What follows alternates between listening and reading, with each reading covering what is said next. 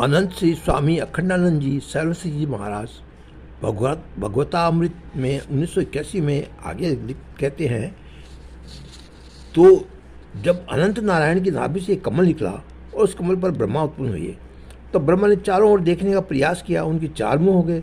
उनको ये विचार हुआ कि इनके सिवाय तो और कुछ है ही नहीं, पूरा कौन है जिससे मैं प्रकट हुआ हूँ।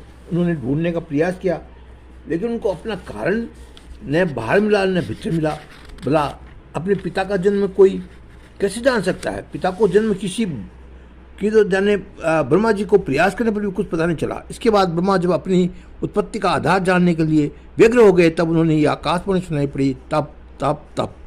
वाणी जो 16 और 21वें अक्षर तप तप में है, ये दोनों उनको सुनाई पड़े। उन्होंने आलोडन करके देखा कि जो व्यापक विश्व तत्व है, नारायण है, परमेश्वर है, वही है, कहीं नहीं, यही है।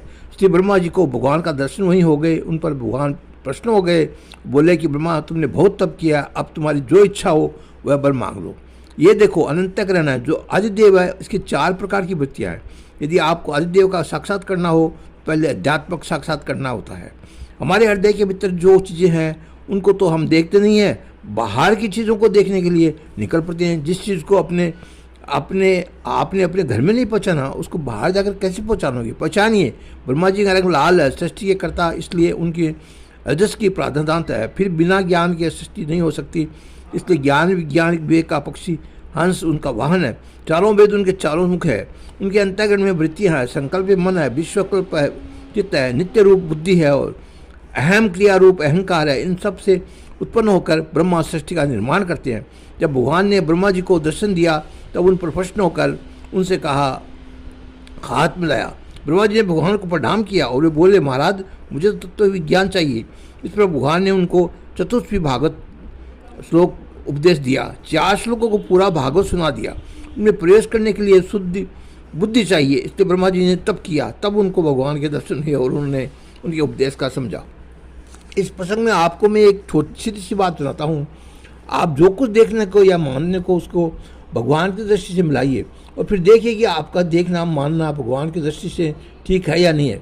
आप सोचिए कि ईश्वर सब कुछ देख रहा है, तब जैसा ईश्वर को दिखता है वह सच है, या जैसा आपको दिखता है वह सच है। आपकी इन छोटी छोटी अदम आंखों से तो फलांग दो फलांग चीज़ भी ठीक ठीक नहीं दिखाई देती, सूक्ष्म कण भी नहीं दिखाई पड़ते। फिर भी इन आंखों से जो दिखाई देता है उसी को सच मानकर आप उसमें क्यों फंस जाते हैं? पूर्णता की दृष्टि से क्या सत्य है और उस पर आपका ध्यान क्यों नहीं जाता? अरे जिसमें पूर्व है, पश्चिम, उत्तर, दक्षिण और ऊपर नीचे नहीं है, भूत भविष्य वर्तमान तीनों नहीं है, उनका आदि किसी ने देखा है, भविष्य का अंत किसी ने देखा है, वर्तमान ही जो है जो बीतता जाता है उसका नाम भूत होता जाता है, और न आने वाला होता है उसका नाम भविष्य होता है। जैसा कि आपको बताया गया है, जहाँ मैं हूँ वही काल का अंत है, वही परमात्मा है। यदि वही परमात्मा न होता तो किसी के काल में आदि अथवा अंत में आपकी बुद्धि नहीं पहुँच सकती थी। इसी प्रकार देश के आदि अंत में आपकी बुद्धि नहीं पहुँच सकती। इसलिए जब आप ईश्वर को दृष्टि से देखेंगे, ईश्वर के साथ एक हो जाएंगे, तादात्म्य हो जाएंगे, तभी इस सृष्टि का स्वरूप समझ सकेंगे। अभी तो आपको कोई है और कोई नहीं है, कोई अपना है, कोई पराया है, कोई मित्र है, कोई शत्रु है, कोई अच्छा है, कोई बुरा है। किंतु जब आप ईश्वर की दृष्टि से देखेंगे तब ये जान सकेंगे कि सृष्टि का रहस्य क्या है।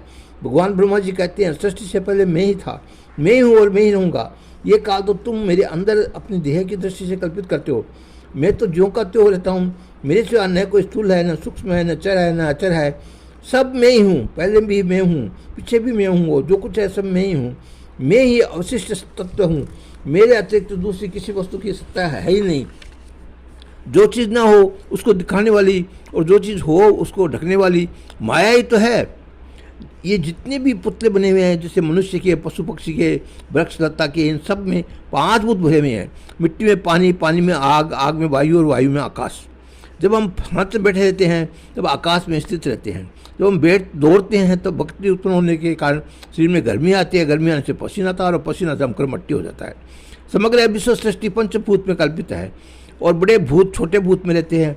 आकाश वायु को और वायु अग्नि को और अग्नि तेज को धारण करता है। इसी प्रकार संपूर्ण विश्व सृष्टि में भरपूर है। मेरे अतिरिक्त दूसरी कोई वस्तु है ही नहीं। श्री अनंत श्री स्वामी अखंडानंद जी महाराज, सरस्वती जी महाराज आगे बता रहे हैं। उसके पहले जय श्री कृष्णा, जय श्री कृष्णा, जय श्री कृष्णा।